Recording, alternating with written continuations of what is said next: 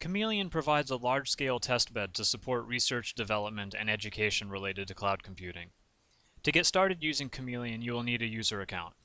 Faculty, staff, and students at educational institutions, government laboratories, and companies in the United States and in many other countries around the world are eligible for Chameleon accounts.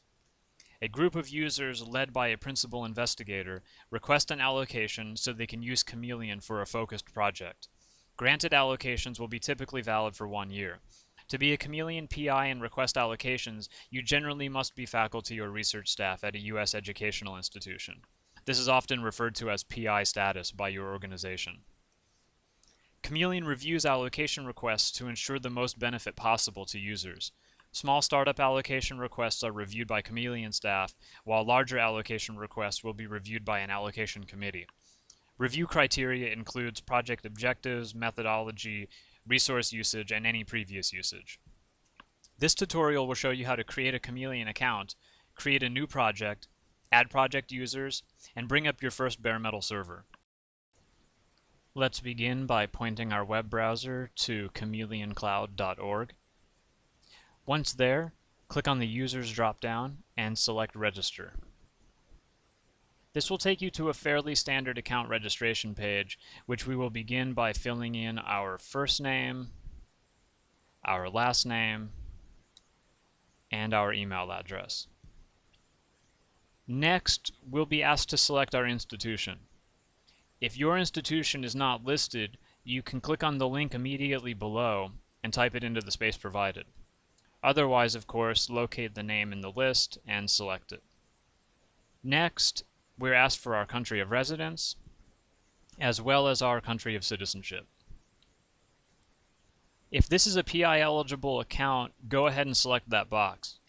Again, PI-eligible accounts are capable of requesting resource allocations by creating new projects. Finally, select a username, as well as a password, given the criteria listed. And if everything looks correct, go ahead and click on Save Profile.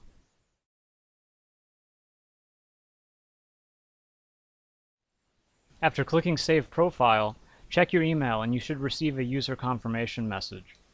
Click the link inside and you'll be taken to this screen where you'll be asked to enter your Chameleon username to verify the account. After doing so, click Verify, and now you can log in using your new Chameleon username and password. Upon logging in for the first time, you'll be asked if you accept Chameleon's user terms and conditions. Go ahead and click Accept. And now we can move on to creating our first project. After clicking Accept, you'll be taken to your dashboard. From here, you can manage your projects. If your account is PI eligible, you can create projects. And as you can see right now, we haven't created any yet. Click on Create a New Project, and you'll be asked to accept the project lead terms and conditions. You'll only be asked this once while you're creating your first project. Let's go ahead and give our new project a title. An abstract, briefly describing what the project is for and what activities it will entail.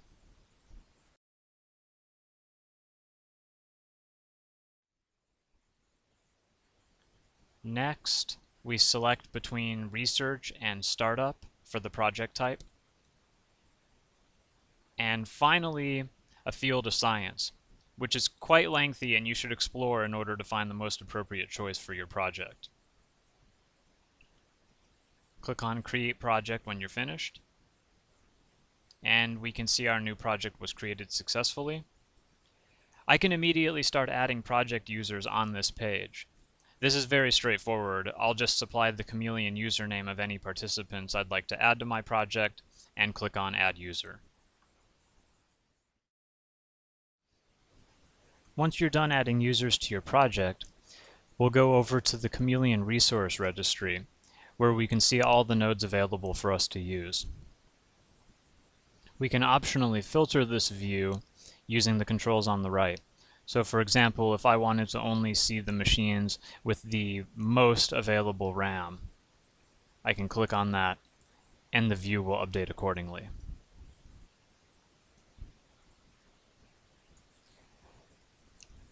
You may want to note some of the node IDs for servers you're particularly interested in, as this will be important later when we get into reservations and leases. For now, let's head over to the resource provisioning dashboard.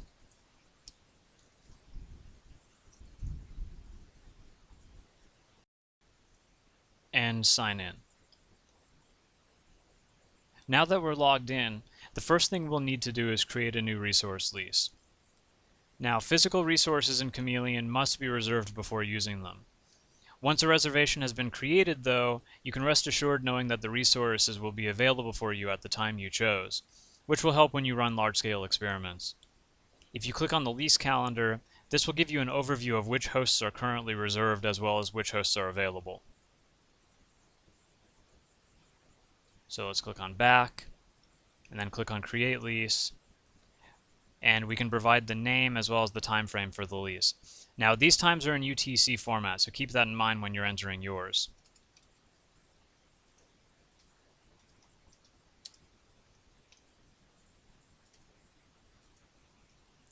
And I will create this for 3 days. Lastly, it's going to ask the number of hosts that you want to reserve. I will select 3 and click Create. And we see that our lease was accepted.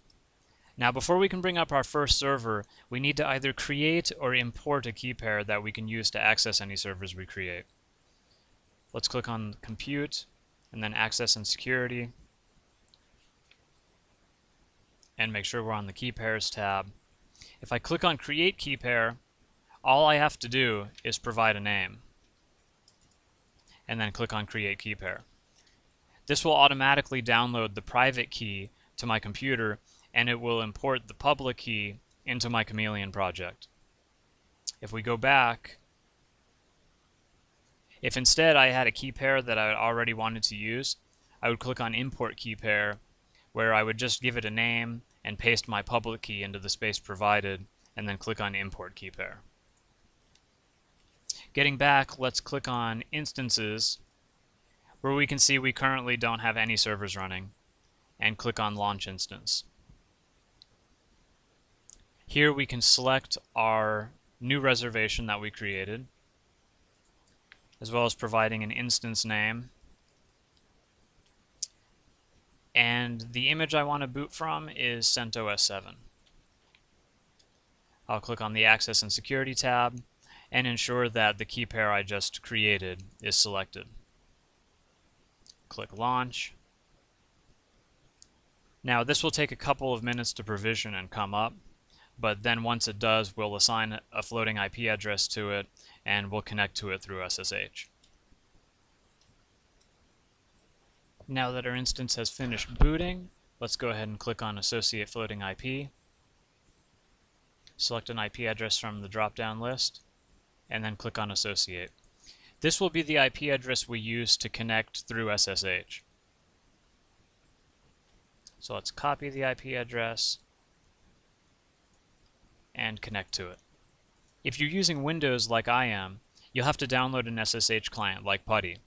If you're using Linux or Mac OS, you can use the built-in SSH client on the command line. I'm going to provide the IP address that I just associated to my new server and click on OK.